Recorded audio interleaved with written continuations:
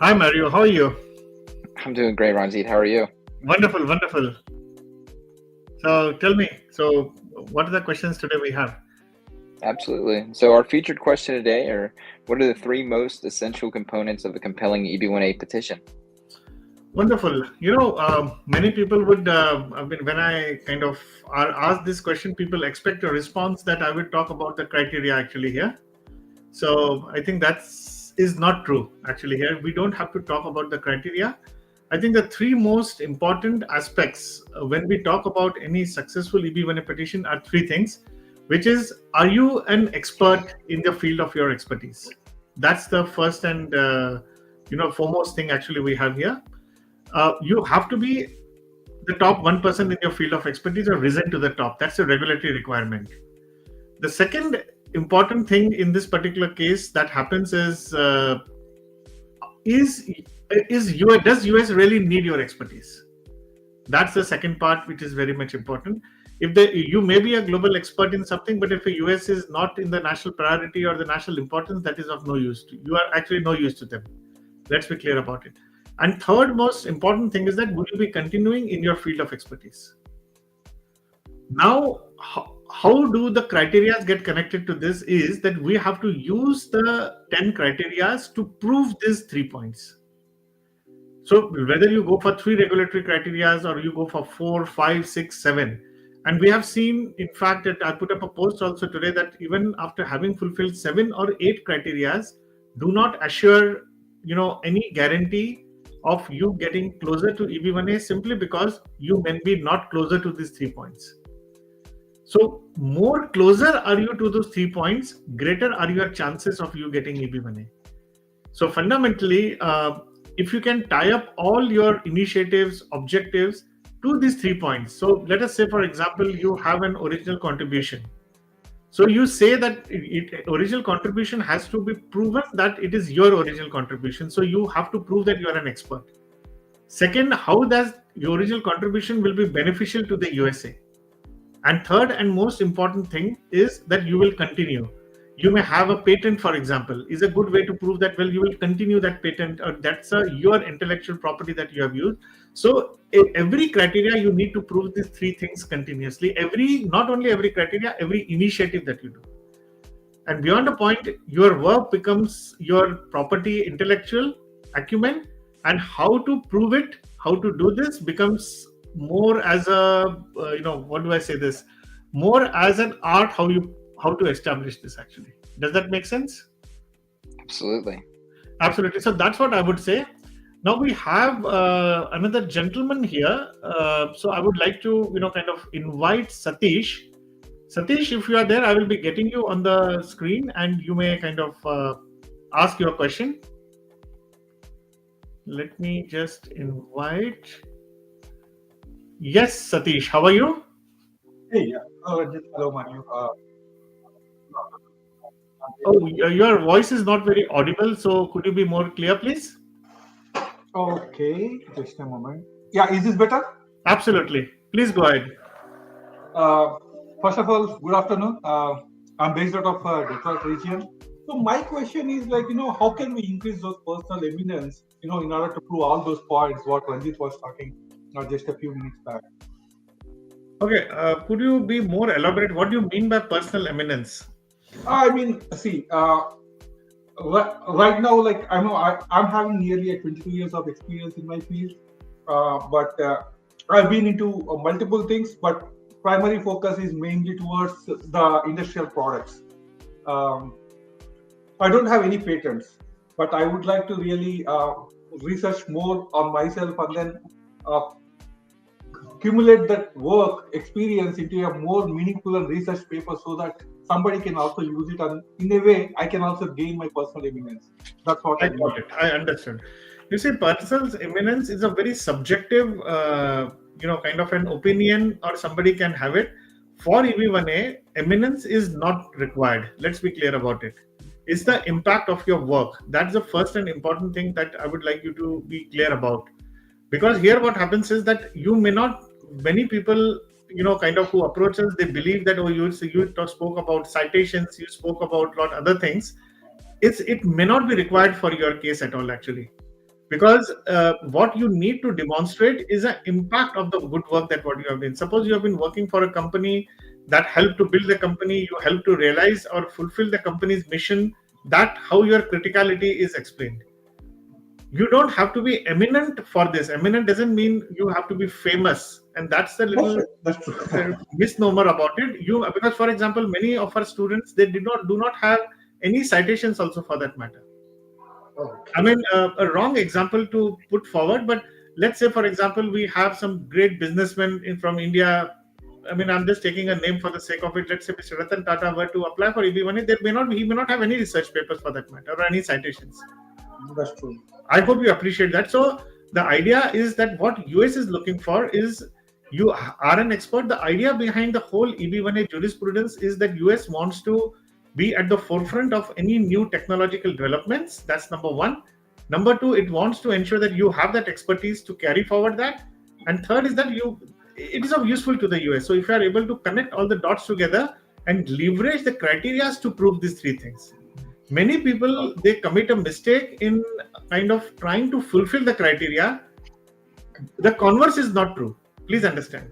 So if you are able to articulate this, I think then you are done. That's why we have seen 23-year-olds getting 28-year-old, even from the program we have seen getting 50-year-olds getting it, because they are able to articulate their presentation well for this in this particular area. Perfect. Okay. Any other question you have, Satish? So one on continuation of that, like, as a part of that next league, like, would you be helping me in improving all these points actually? Absolutely. The whole idea is, it's about you being reaching a zenith of your professional standards and in your acumen, and that's the whole objective. So for example, we have a established done process, we call it, which is a patented process in fact, on the how to kind of reach, how to enhance your profile, how to enhance your knowledge base, and then create an outreach to USCI. So we have a process called a done process. It's called defining your expertise, organizing your criteria, nurturing your profile, and then executing your application. That's the way it works. So if you want more information, you can reach out to Mario or I will be more than happy to help you, Satish. Sure, definitely. Yeah, definitely. Thanks, Ranjeet. Thank you. So wonderful. So that was Satish. I'm just Satish putting you off the stage. Yeah, thank you. Now we will get our next guest, Upendra actually. So Upendra, you are ready. So wonderful. We can see your hand waving and we'll get you on the stage. Be ready with your question. Wonderful. Yeah. How are you? Ranjeet, first of all, thank you so much for your time. I mean, it's very hard to get your time, right? I was talking to Megan. So for my case, right? Couple of questions I have. I mean, I'm not sure. I mean, because I don't have that much of expertise, right? So I'm trying to get into EB1A, but my experience. I have good experience in US, like around 6+ in US, and total is 15 years. I've been working in IT field, right? I have few research papers. I have 3 research papers, but citations are only 2, right? So I have done research in the past. 3 papers were published, and there are only 2 citations I have. So I just want to know, like, I mean, am I right now? I'm thinking I'm not, but we have to work together to build the profile, and this it's a long journey, I think, right? To go with EB1A. So I just want to know your perspective, right? Based on, I will explain to you. Yeah, my profile, right? Is it possible or it is feasible to work on this, right, for next maybe 6 months or a year to be ready for at least as a potential case for EB1A, right? I'm a little bit doubtful. I'm not doubting your skills. I'm not doubting anything, but it's just my profile, right? So I'm looking at. Let me tell you, Upendra. I mean, you are not the first person. Most of the people who have come to us, this program has been. I can respond to your question in different levels. Actually, let me tell you. Yeah. And in different ways, I will try to answer your question. I have seen your profile first. Let me tell you, Megan did speak to me about you. Okay. Let me tell you, prima facie, 99% of the people who come to us, and that's the reason why this program exists, is for people who initially believed that they could not have achieved zenith of extraordinary level. We have tried to make extraordinary out of each and everybody. So it is like becoming the best version of yourself. That's more from a motivation and inspiration perspective that I would say that. Mhm. From a perspective of a practical standpoint and from the EB1A jurisprudence, let's also understand that US, as I mentioned, that there are three important. I was talking to Satish, a previous person who was here right now. There are three components that we have to kind of present. Is that you are an expert in your field. Number two, that expertise is beneficial to the USA, and you will continue in the field of expertise. Okay. Now the question is that you don't have any citations. That's not required. I just mentioned that even I did not have citations. We have Only 37 two citations. Yeah. even they are very, I mean, the question is whether you need citations at the first place. Uh, You see, it's not important. Are you, for example, do you need citations to show that you are an expert? Maybe there are other impact metrics which exist. You see, don't try to do something for the sake of doing EB1A only. Actually, let's understand that. right. So what we have seen in the program, and this is again from an informational perspective, I can respond to this question. We have seen people who are 23 years old and 28-year-old from the program who got their EB1A, and even people who are 35-year-old, 50-year-old. And the difference is also, I must share with you, is not about where you stand right now. The whole aspect is, what are you going to do now? In fact, all our EB1A achievers, they achieved 90% of their achievements after they joined the program. Let's understand that. And because essentially there are three dynamics of you becoming EB1A. I will also tell you that. And I think that should give you nail down the complete aspect for you. The first is, you really need to be an expert. Let's say that you really need to be an expert. If you are not an expert in something, then EB1A is not for you. Simple. I make it very clear, and there is no shortcut to this. You have to academically align yourself well, read books, go back to sometimes basics, understand that. When I was we have seen people, when they are AI, they claim themselves to be AI expert, software expert. They have to go back to basics. People who go back to your 12th grade, understand calculus, understand fundamentals. I mean, which I always tell people to do it. So you have to kind of first become an expert. The second dimension of your EB1A success is understanding EB1A itself. Why? What is the purpose of EB1A? I mean, what is US looking for? Why? It's like, entire EB1A is like talking to White House and telling them that, look, I'm Upendra, I am expert in this field. Yeah. And this is what I I'm tell you doing. more context, Ranjeet. Yeah, I got your point. I tell you more context. My wife, she is PhD. She did research here and there, right? She has already filed EB1A for her green card. That is in process with USCIS. So EB1 is for, I mean, extraordinary people, right? Those who have like extra, talent, I mean, in their fields, right? Specifically. And some of the, I mean, there are three candidates, right? You have posted on LinkedIn. One of them is my friend. So, Ada Parul Batra. Oh, wonderful. Yeah, she is my friend. I mean, I know her. So I have heard, I mean, your trajectory, right? How you are helping people, right? To, get through all the EB1A and all those things. So I have full trust on you. But my only concern is, let's say, we start this, right? And over the period of time, maybe 6 months, a year, we realize, oh, you are not a good candidate for EB1. Then we wasted like whole 1 year or whatever at the time. So my only worry is, if EB1 is not for me, then we would potentially try EB2, right? Something where we can get something out of it, rather than wasting all this time and all, right? That is my only worry. But you are, I mean, assuring us that, okay, we will work together, build a profile, present in such a way that Okay, now let me tell you something. May be acceptable. Upendra, Yeah. let me tell you, Upendra, something here. That I've seen your profile with your large so many years of experience. If I have had 37 achievers so far in the last 1 year, your profile would definitely, you would have a head start with better than at least 15 to 18 EB1A achievers who would have got it. It means, if you would have seen, I don't want to name a particular individual, but if I just randomly pick up 15 I think 15 I can just head count in my mind right now. When they started off, you would have a better start than them. Let me put it that way. The difference is they persisted and consistently worked over a period. It's not that it is EB1A is not for you. Don't even say that. I don't like to hear this actually, because I have not seen the only thing. My perspective, yeah. I'm So what happens is the only thing that is going to stop you. I mean, I don't like to give up on my students unless you give up on yourself. And I don't see a reason. It's not from a solely an inspirational perspective or a motivation perspective, but from a very practical standpoint. You have to just show up every day and do things every day. As simple as that. So it's a matter of you. I mean, you tell me that you are disciplined, you are ready to put in number of hours, then you can do it. And it's not something that you have to learn a rocket science or something that you have to do a PhD from Harvard or MIT or something like this, and do something which is climb the moon or reach the sky. It's doing something every day within the span of 24 hours. So how you are committing time, how you are committing your effort. So since you know one of the candidates from the program, she would definitely tell you that I think every waking moment she was trying to work at the end about the whole thing. So I think that's the whole key, and we are ready to help you out if you are prepared to have a kind of a leap of faith in yourself and in us, and it will be wonderful to help you out.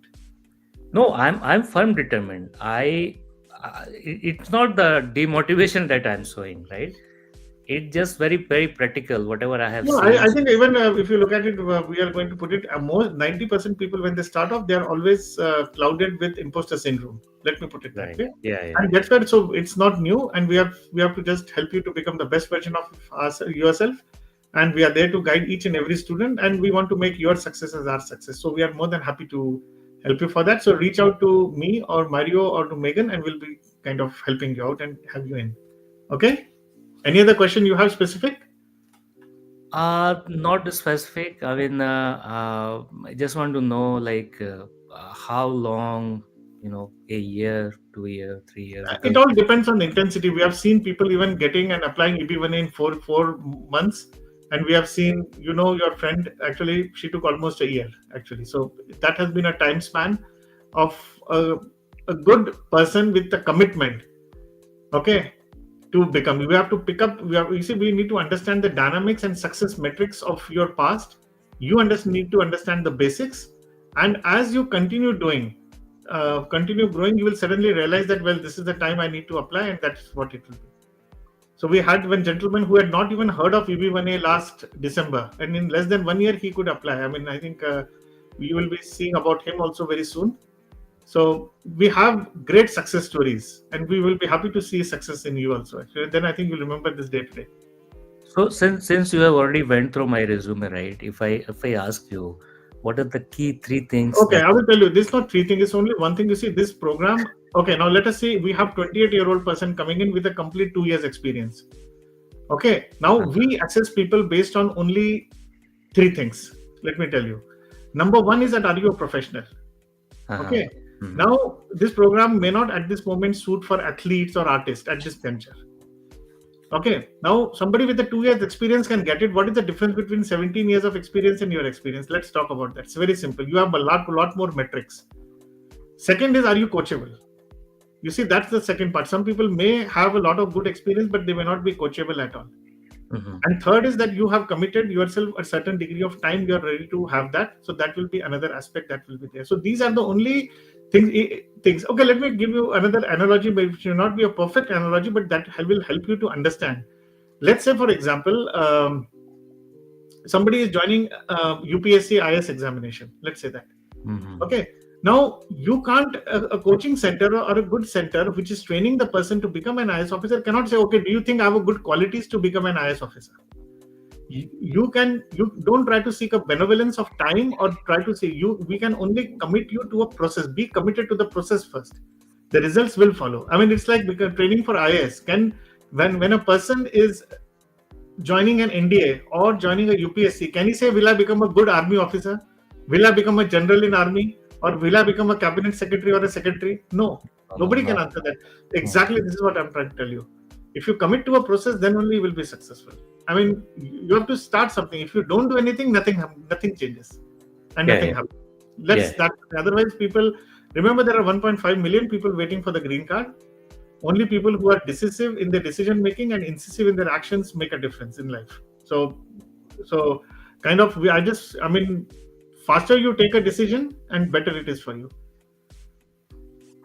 Yeah, Ranjit, I'm okay to move forward. Maybe I'll reach out to Mario or Megan, Megan to start the process, and I'm fully committed. If you guide me like, okay, these are the things that you have to do and achieve. Yeah, I'm fully wonderful. aligned to Wonderful. that. Yeah, I'm not Yeah, showing Mario any will. deviation. Yeah, but I just want to understand my stand right now and how far I have to go. That you should know all these things, right? Before we can. Absolutely. It's wonderful to meet you, Upendra, and we'll catch more. So, Megan or Mario will be in touch with you. Okay? Wish you all Sure. the best and Sure, Ranjit. congratulations for taking the decision and have a wonderful day ahead. Bye bye. Thank you, Ranjit. Yeah, bye. Wonderful. So that was, Upendra. I mean, if anybody is interested to kind of reach out to us, please write to us for any questions or for joining the program. So, Mario, let's take the last question for the day. I think we'll be happy to take it. And if there are any follow-up questions after that. So that's it. So, yes, Mario. Absolutely. So the last question of the day is going to be, how does the Next League provide legal services? Oh, wonderful. I think Next League Executive Board LLC, the company which runs the Next League program, operates as Arizona Supreme Court approved, alternative business structure. Under, there is an administrative order that was issued day before yesterday. Now, this allows the Next League to integrate legal services into its offering while maintaining a strict compliance with the court rules. That's how it operates here. Now, legal services are provided through licensed attorneys. We will have people who will help you out, who operate independently within the ABS framework. Now, the services would be the case-specific legal support, offer immigration-related services such as preparation and filing of EB1A or, let's say, O1 petitions on a case-by-case basis. There will be a separate agreement for this. The coaching program does not necessarily imply you having a client attorney relationships or something like that.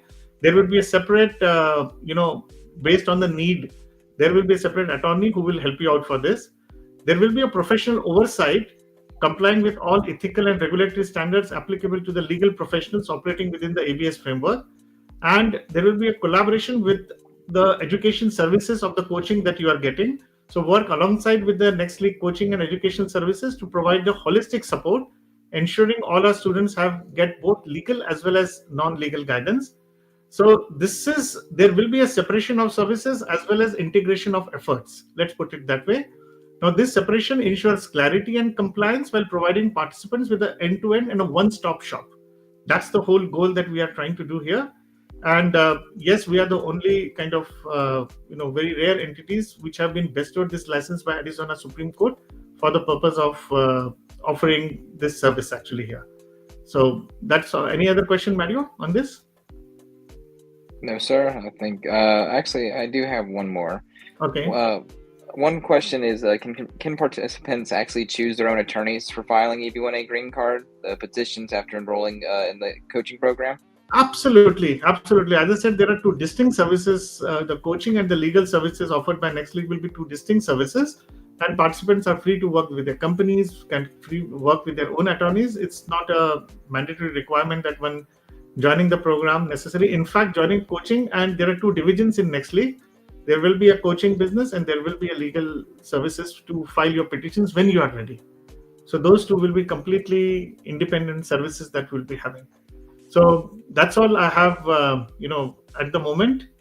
I think if there are any more questions, please write to us. We'll be more than happy to kind of reach out to you and help you achieving your EB1A goals. Thank you, Mario, for having me. Thank you very much, Satish. Thank you, Upendra, for having a wonderful day. And thank you for joining us.